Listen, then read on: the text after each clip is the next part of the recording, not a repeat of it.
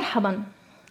يحتفل المصريون في 11 من سبتمبر أيلول من كل عام برأس السنة المصرية التي أنشأها الفراعنة في مصر ونظموا الشهور فيها. وقد وضع المصريون لكل شهر فرعوني مثلا شعبيا باللهجة المصرية المحكية يصف هذه الشهور بدقة. فما هي هذه الأشهر الفرعونية التي تتكون منها السنة المصرية؟ وما هي الأمثال الشعبية التي تصف هذه الشهور بدقة؟ هذا ما سوف أجيبكم عنه اليوم في هل تعلم مع هديل.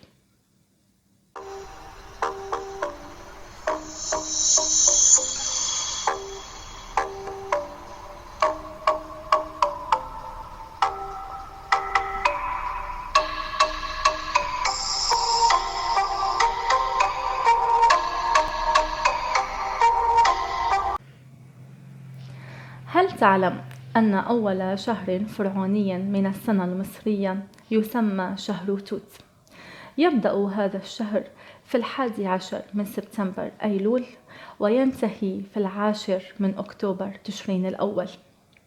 في هذا الشهر تبدأ درجات الحرارة بالانخفاض في مصر، لذلك قال المصريون عنه توت يقول للحر موت. كما يبدأ الفلاحون في هذا الشهر بسقاية أراضيهم الزراعية، لذلك قال المصريون واصفين هذه الحالة في أمثالهم الشعبية توت الري ليفوت، لأن الفلاح الذي لا يستطيع سقاية أرضه في هذا الشهر لن يستفيد من زراعتها فيما بعد.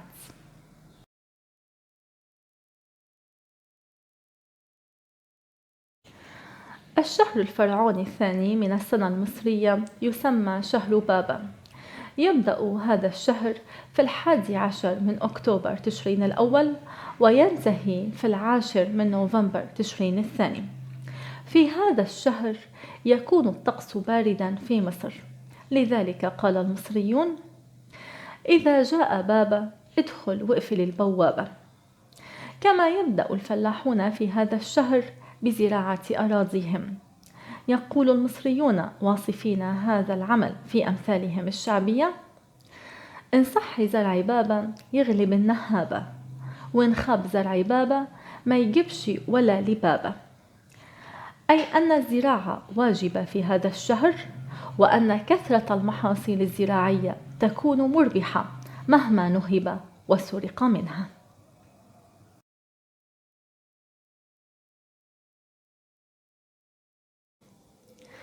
الشهر الفرعوني الثالث من السنة المصرية يسمى هاتور.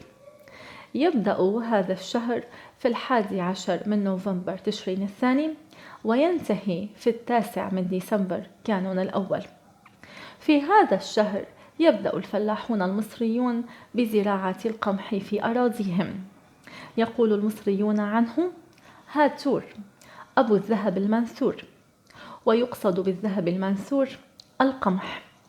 كما يقولون عنه أيضا إن فاتك زرع هاتور اصبر لما السنة تدور.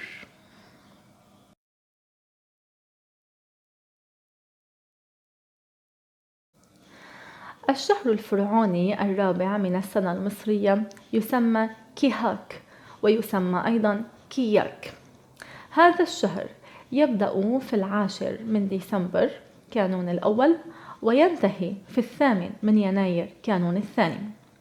في هذا الشهر يقصر النهار ويطول الليل، لذلك قال المصريون عنه كيهاك صباحك مساك تقوم من فطورك تحضر عشاك.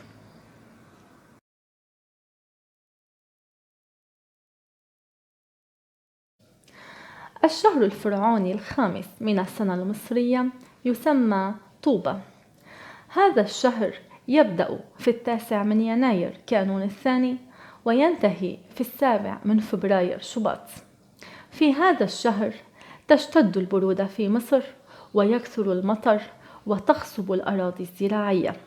يقول المصريون عنه طوبة يخلي الصبية كركوبة، وذلك من شدة البرد.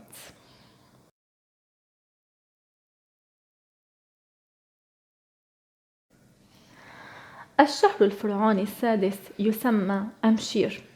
هذا الشهر يبدأ في 8 من فبراير شباط وينتهي في 9 من مارس آذار.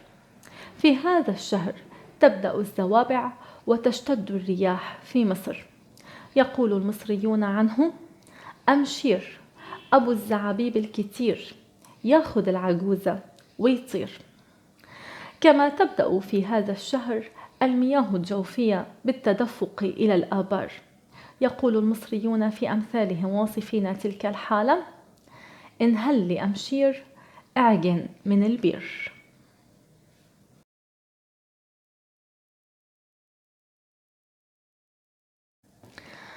الشهر الفرعوني السابع يسمى برمهات. يبدأ في 10 من مارس آذار وينتهي في 8 من أبريل نيسان. في هذا الشهر تشتد الحرارة في مصر وتنضج المزروعات ويبدأ موسم الحصاد. يقول المصريون: برمهات روح الغيط وهات. كما يقولون أيضا: برمهات روح الغيط وهات، قمحات وعدسات وبصلات.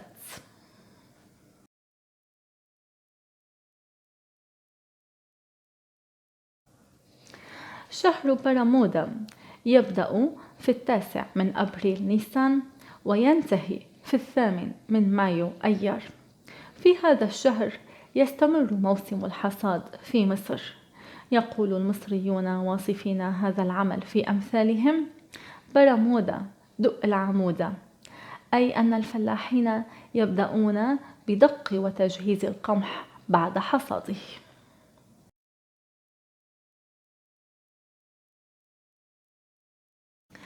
الشهر الفرعوني الثامن من السنة المصرية يسمى بشمس.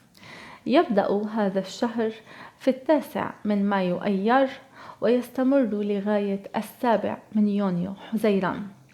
في هذا الشهر يطول النهار على الليل وينتهي موسم الحصاد. يقول المصريون في أمثالهم الشعبية واصفين هذه الحالة: بشمس يكنس الأرض كنس، لأن الأراضي الزراعية تخلو من المحاصيل في هذا الشهر.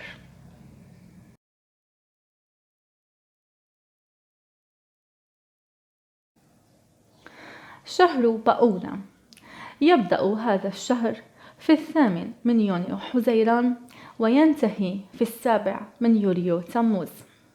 في هذا الشهر تتابع درجات الحرارة ارتفاعها في مصر. يقول المصريون في أمثالهم الشعبية عن هذا الشهر: بؤونة أبو الحرارة الملعونة.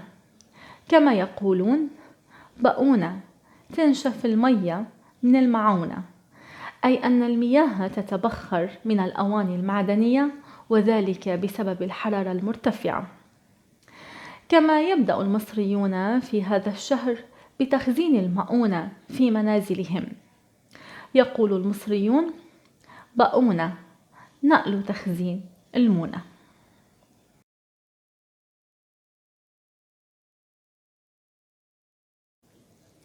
شهر أبيب يبدأ هذا الشهر في 8 من يوليو تموز وينتهي في 6 من أغسطس آب.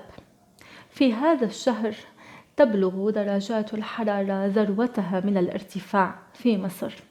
لذلك يقول المصريون عنه: أبيب أبو اللهليب. كما ينضج في هذا الشهر العنب ويحلو ويتحول إلى زبيب. يقول المصريون: أبيب فيه العنب يطيب. كما يقولون أيضا: أبيب طباخ العنب والزبيب.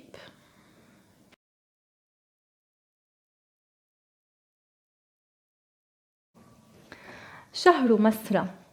هذا الشهر يبدأ في 7 من أغسطس آب وينتهي في 5 من سبتمبر أيلول. هذا الشهر هو موسم فيضان نهر النيل في مصر الذي تملأ مياهه أرض مصر المباركة.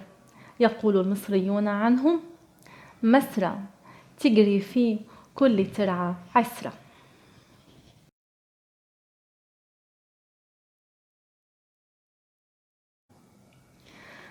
الشهر الفرعوني الأخير من السنة المصرية يسمى نسيء. يبدأ هذا الشهر في 6 من سبتمبر أيلول ويستمر لغاية 10 منه. هذا الشهر هو أقصر شهور السنة المصرية الفرعونية، وهو آخر موسم الحصاد في مصر القديمة.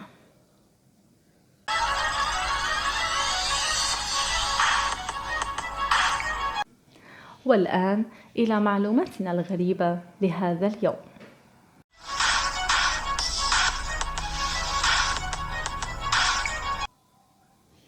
هل تعلم أن التقويم الفرعوني كان وما زال من أدق التقويمات في تحديد المناخ والفصول الزراعية في مصر؟ وهل تعلم أن هذا التقويم هو أول تقويم وضع في تاريخ البشرية منذ 75 قرناً من خلال رصد الفراعنة لحركة فيضان نهر النيل الذي كان يمنحهم الحياة والنماء والعطاء.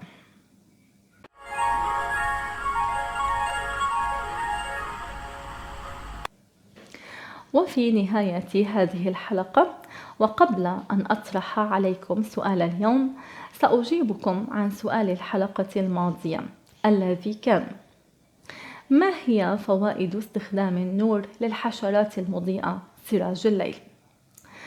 تستخدم حشرات سراج الليل نورها لأسباب متعددة، كالدفاع عن نفسها من الأعداء والافتراس وجذب الحشرات، فضلاً عن استخدام هذا النور للرؤية أثناء الظلام. كما تستخدم هذه الحشرات نورها في البحث عن شريك الحياة، لأن كل نوع من هذه الحشرات يصدر نوراً مختلفاً عن النوع الآخر، مما يسهل على الذكر والأنثى الالتقاء ببعضهم من خلال تمييز هذا النمط من النور.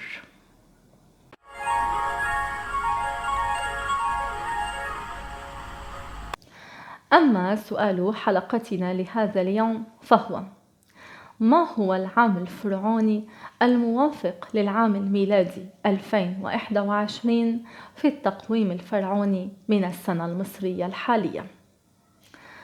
أرجو أن تكونوا قد استفدتم من المعلومات التي قدمتها لكم اليوم.